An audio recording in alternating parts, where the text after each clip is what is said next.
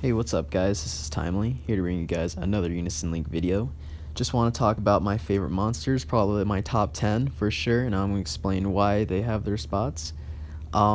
Without further ado, let's get started. At number 10, I got Lyriel. I like Lyriel a lot. She's really good. She gives that resurrection, and she also gives the counter heal with the nulls. So counter heal is really good in my opinion because in super difficult quests, in really difficult quests, lots of monsters have Piercer now, so they're going to get through your reflection, they're going to get through your barriers, they're going to get through your procs. So a great way to mitigate some of that damage is counter heal. So that's why I like her a lot, and that's why I gave her the number 10 spot, because she's got the resurrection and counter heal for support. Alright, next, at number 9, I got Tsukiyomi. She's kind of a niche monster in my opinion. She's got the continuous effects, so like she's got the uni gain continuous effect, which gives 5 uni to everyone every 10 seconds. She also gets rid of status ailments every 5 seconds, and then she also buffs your DPS every 5 seconds as well. So she's actually really good for monsters that like to balance and whatnot. So you'd find her a lot in super united offense, super difficult quests, and questing in general. I like her a lot. She's got a really unique ability. Not a lot of monsters are like her. I am a user of her myself. She's probably my best monster, to be honest. Okay, next. At number 8, I got Galileo. So Galileo is really good. She adds that team awakening to all of your allies. She also gives 20 unison to all of your allies as well as buffing unison gains too. So she's pretty much good in every situation. She hits hard as well. You'd find her in a lot of GB, Coliseum, or even in any situation really. Like she's just so like versatile. Yeah, she's very versatile. In my opinion, she outclasses Christmas Merc and Napoleon. Like, if Napoleon and Christmas Merc were combined, you would have Galileo, and that's why I have her on my list, because she is just that good. Alright, so at number 7. So at number 7, I have Holmes. I think that's what her name is. Her name is Sherlock Holmes. She kind of looks like Sherlock Holmes, so I'm just calling her Holmes. She's a monster that gives Team Piercer to everyone. So she gives Team Piercer, and then so that's extremely good. That Piercer will come in handy if the boss monster likes to put up barriers, and a lot of bosses like to use barriers. A lot of bosses. Not everyone has access to a monster that gets rid of barrier, so she's a very good alternative in my opinion. She also increases uni gauge of all allies by 20, and then she reduces ability cooldowns too to make it to up DPS and help the cooldowns of your cleric as well. So she's an amazing throw, and just because of that, I added her to my top 10. Though you don't really see her that often, but that's okay. Next, I got Maru. Maru the Warlord. I like him a lot. He's very good. He can be used in most situations as well. He's very versatile. So he gives uni gain. He gives the wind field buff. Wind field buff gives like 40% magic attack and attack, which stacks with pretty much everything. He's a staple in RGB and GB right now because your backline doesn't have to be present for him to apply his buffs. So he ups DPS in the backline by a ton. At least every competitive guild has him in their arsenal right now. Alright, so I have Maru at number 6.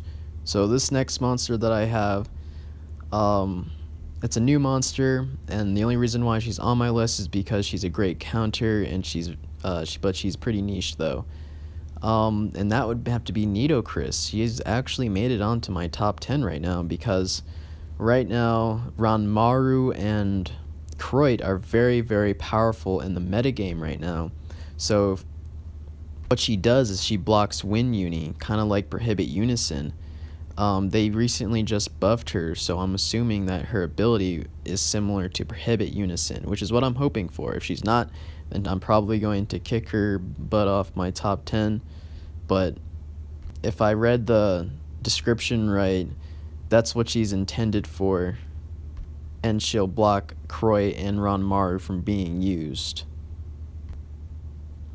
And right now, we're just at a point where Croy is just so powerful right now that she has a counter, that counter is going to be very, very useful. So Nido Chris is definitely at my number 5 right now.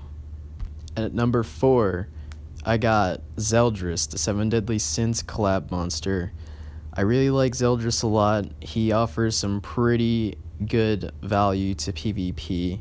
What he does is he takes Unison gauge from enemies, and then he also gives them Uni slow debuff.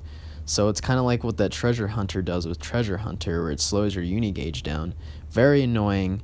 Once he takes your Uni gauge away, you're not going to get your Uni back. Master Fresh doesn't take it off. I'm not sure what it is. It's probably, I don't know if it's a debuff or an ailment, but it's really, really hard to get rid of once you have it. You'll see Zell Drous a lot in competitive play. He's extremely good. I would put him at number 4. So at number 3, I got Alexander. Now, Alexander is one of those heroes that gives, or one of those monsters that gives hero. What hero does is it buffs all of your stats, like it doubles all your stats, which is insanely good. The reason why Alexander is so good is because he also adds uni gain, so it makes it easier to spam him. You can just throw him like all the time. Hero and uni gain is very, very valuable. Right now, like if you have hero, your heals won't work very well, but if you keep spamming hero, what hero does is it increases your maximum HP every time you pop him. So Alexander is a great throw for super difficult quests, or even harder quests than that, in my opinion. At next, we got Odin. Now, Odin's been around for a while, but he is just so powerful. Not only does he hit hard, he takes away resurrection, he wipes barriers, and he just freaking obliterates the enemy team. He's like the best wiper ever. He also serves as a hard counter to Aquarius. If you throw Odin after an Aquarius is thrown, it's gonna take everything away. They're gonna start back to the drawing board. Very good monster, and probably the only monster that can one-shot you no matter what you do. You'll have to have Granvia armor, UARD, and Stellars to even hope to survive him. And if you're like the last one left alive, you're not going to live. Okay, crap, I'm running out of time, so I gotta explain these last two really quick. Alright, so next we got Aquarius. I like Aquarius a lot. She adds, what's it called? She adds Resurrection and Team Awakening, and then Regen. So that's like extremely, extremely powerful. It's not like Galileo or Napoleon where they just give Pocket Awakening, where you have to hurt yourself to get awakened. She just gives you Awakening, and I think she's the only monster that does that right now. So she's an extremely good throw for any situation, in my opinion. And last but not least, at number 1, we got Croit. Well, I think I listed more than 10 monsters, but anyways, Croit is the best monster in the game right now. She takes your uni, she debuffs you, she makes it so that the ability power that gets thrown your way is increased. She gives unison to your allies, and she also increases uni gains, making her spammable. Teams just juggle her left and right. That's all they throw nowadays. And I hate her with a passion. And that's it. That's all I got for you guys. Peace.